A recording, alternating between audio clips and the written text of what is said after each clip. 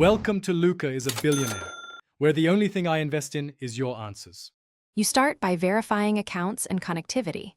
Make sure your Nest Thermostat is online and linked to the Nest account. You'll need login credentials.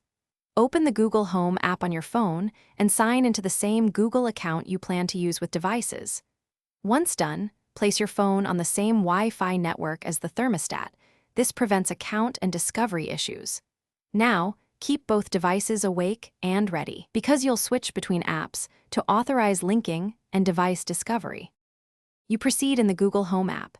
Tap the plus icon, choose Setup Device, and pick Works with Google. Search for Nest in the list. Select it and sign into your Nest account to authorize. During authorization, make sure to grant permissions for device control and location. These let Google Home show thermostat status and run routines. Once authorized, Google Home will import thermostats. Wait for the device to appear. If it doesn't, sign out and back in. Then repeat the linking flow. You finish by placing the thermostat in a room inside Google Home and giving it a clear name for voice control. Next, test commands like "Hey Google," set living room to 72 degrees, and switch HVAC modes to ensure responsiveness. Make sure routines trigger the temperature changes you expect.